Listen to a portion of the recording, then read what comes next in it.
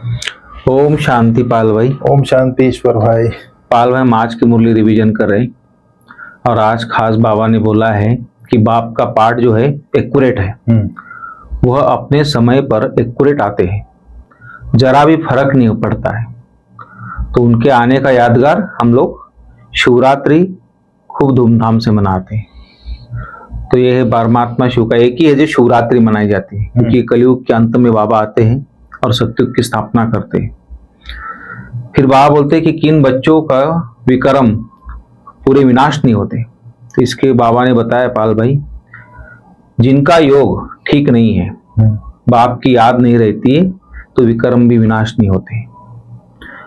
योग युक्त न होने से इतनी सद्गति नहीं हो पाती, तो पाप रह जाते हैं, फिर पद भी कम हो जाता है। योग नहीं तो नाम रूप में फंस पड़ते,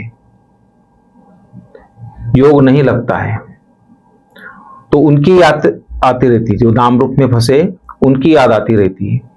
इसलिए बाबा बोलता है कि वो देहाभिमानी नहीं रह सकते।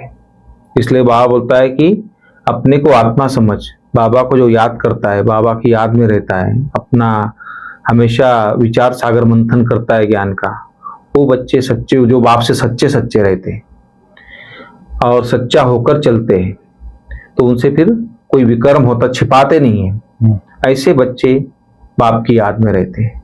तो इस तरह बाबा ने आज एक तो याद पर जोर दिया है, दूसरा बाबा के पाठ के बारे में बताया है, फिर अपने पाठ के बारे में बताया है। तो इस तरह बाबा ने आज ये राज समझाया है।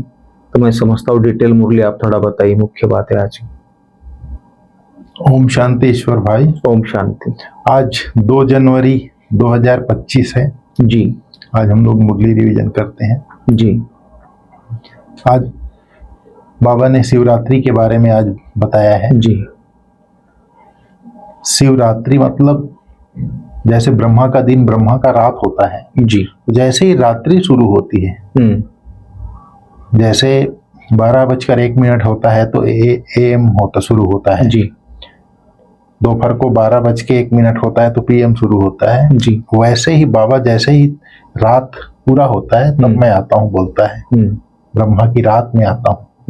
अपने एक्यूरेट समय पर बाबा आता है। तो जो बाबा आया हुआ है उसका यादगार है शिवरात्रि। शिव जो है रात में आते हैं, ब्रह्मा की रात में, इसलिए शिवरात्रि को खूब धूमधाम से मनाना है बोलता है। बाबा ने कहा वास्तव में तुम्हारी शिवरात्रि जो है, शिव जयंती जो है, तुम्हारी सच्ची दीपावली है। बिल्कुल। जब शिव बाप आते हैं तो घर घर में रोशनी हो जाती है, अर्थात सुख शांति समृद्धि खुशी घर घर में हो जाती है। बिल्कुल। इस त्योहार को खूब बत्तियां आदि जलाकर रोशनी कर मनाओ। तुम सच्ची सच्ची दीपावली मनाते हो। फाइनल तो होना है सतयुग में सच्ची दीपावली, लेकिन अभी मनाना है। वहां घर घर में रोशनी ही रोशनी होगी, अर्थात हर आत्मा की ज्योति जगी रहती है। यहाँ तो अंधियारा है, आत्माएं आसुरी बुद्धि बन पड़ी है। वहां आत्माएं पवित्र होने से सदैव दैवी बुद्धि रहती है। जी।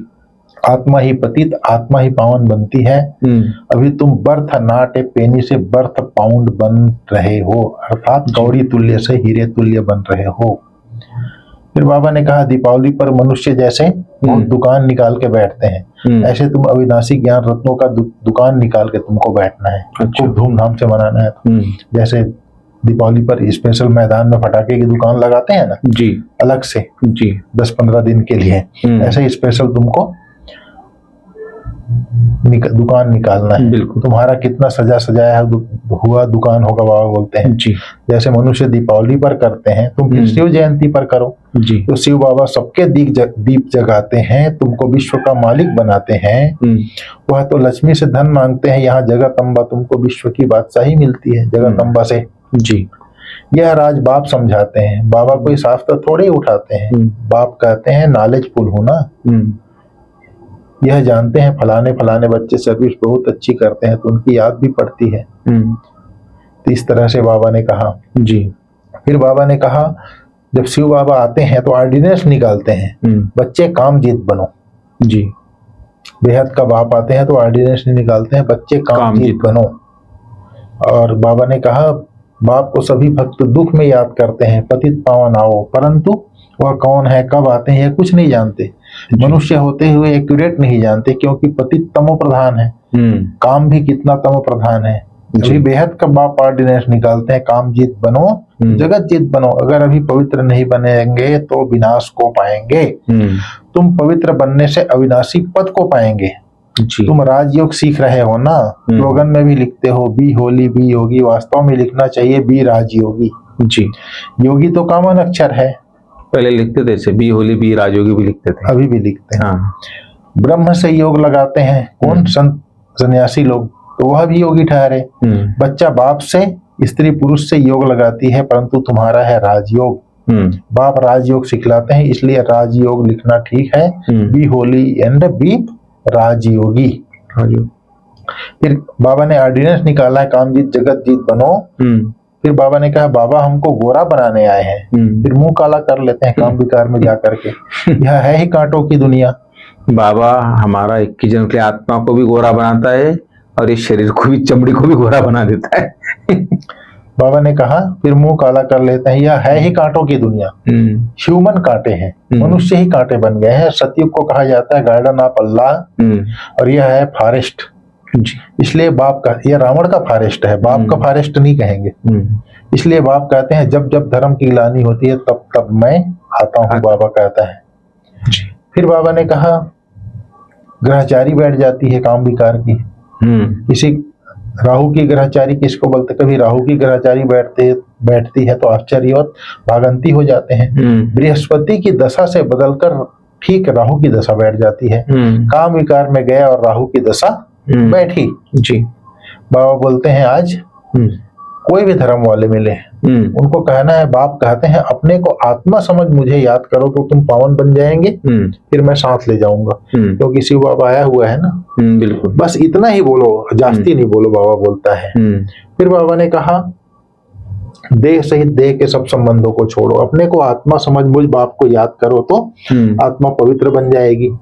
अभी आत्माएं अपवित्र हैं, अभी सबको पवित्र बनाए गाइड बन वापस ले जाएंगे।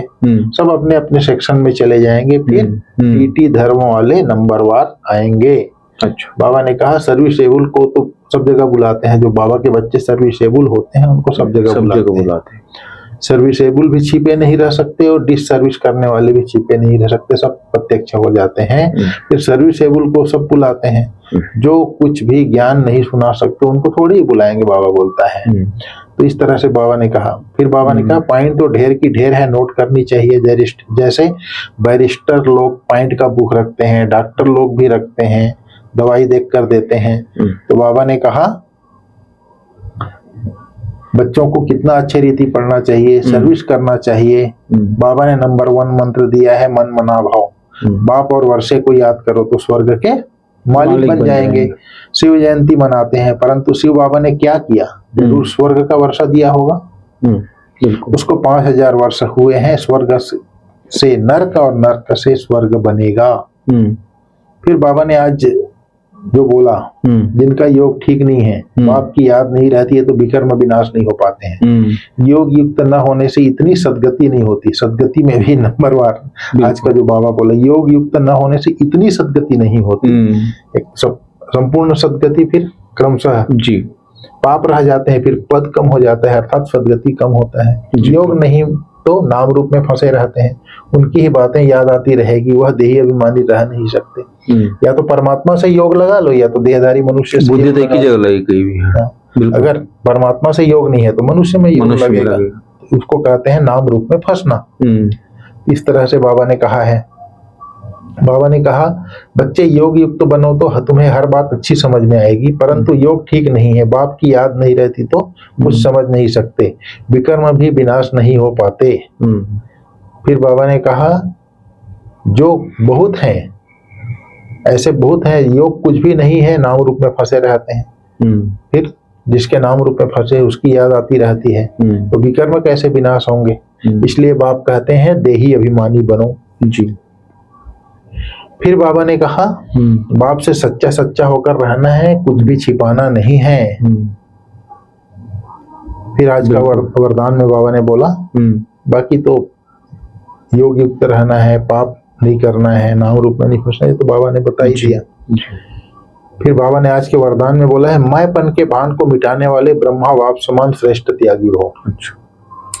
संबंध का त्याग, वैभव का त्याग कोई बड़ी बात नहीं है, लेकिन हर कार्य में, संकल्प में भी औरों को आगे रखने की भावना रखना, अर्थात अपनेपन को मिटा देना, पहले आप करना, यह है श्रेष्ठ त्याग। इसे ही कहा जाता है स्वयं के भान को मिटा देना। जैसे ब्रह्मा बाप ने सदा बच्चों को आगे रखा, मैं आगे रहूं, इसमें भी सदा त्यागी रहे जी। इसी त्याग के कारण सबसे आगे अर्थात नंबर 1 में जाने का फल मिला। तो फॉलो फादर करो जी। तो यहाँ पर सबसे पहला बात है, ब्रह्मा बाप ने मैंपन के भान को मिटाया, तब श्रेष्ठ त्यागी बना। तो ब्रह्मा, जैसे ब्रह्मा सिर्फ एक इंसान नहीं था, ब्रह्मा अर्थात जब शिव बाबा की उसके अंदर प्रवेशता होती है तब वो ब्रह्मा कहलाता है जी। जब यहाँ पर ब्रह्मा बैठा है, ब्रह्मा बाबा दादा लेखराज की आत्मा प्लस शिव बाबा की आत्मा जब बैठती है तब वो ब्रह्मा बनता है जी। तो शिव बाबा की आत्मा जब यहाँ पर बैठी है उसकी आत्मा के बाजू में, तो शिव बाबा की पावर उसकी आत्मा में जाती है, उसके वाइब्रेशन जाते हैं जी। तब इतनी शक्ति आती है ब्रह्मा के अंदर। जैसे बाबा बोलता है ना, शरीर में लोन में लिया हूँ, कर्ज में लिया हूँ, तो इसका किराया देना पड़ता है, उसका एवजा देना पड़ता है, तो वो उसको बाबा को शक्ति मिलता है। तो शक्ति मिलता है तो ये हर संकल्प में, हर कर्म में औरों को आगे रखने की भावना, अर्थात अपने आप को मिटा देने की भावना, पहले आप करने का श्रेष्ठ भाग्य बाप को मिला जी। इतनी शक्ति आ गई ब्रह्मा बाप में। तो ऐसे ब्रह्मा बाप समान अगर हमको ऐसा फॉलो करना है, इस चीज में फॉलो करना है ब्रह्मा बाप को, तो हमको कर्म योगी बनना पड़ेगा, निरंतर योगी बनना पड़ेगा। बिल्कुल। जब तक निरंतर योगी नहीं है, जैसे शिव बाप बैठा है तो बाबा को तो उसकी शक्ति मिलती थी जी। वो तो निरंतर योगी हो गया, अपना पुरुषार्थ भी करता था, शिव बाबा भी बैठा रहता था तो उसको शक्ति मिलती थी, तो सहज हो गया उसके लिए जी। लेकिन हमको ऐसा सहज बनने के लिए हमको निरंतर कर्म योगी होकर के निरंतर बाबा से योग रहेगा, तब हम इस स्थिति को श्रेष्ठ त्यागी बन सकते हैं। फिर बाबा ने आज स्लोगन में बोला है, फट से किसी का नुक्स निकाल देना, यह भी दुख देना है। सही। फट से नुक्स निकालना अर्थात उस आत्मा को दुख तो पहुंचता है ना, दुख पहुंचना।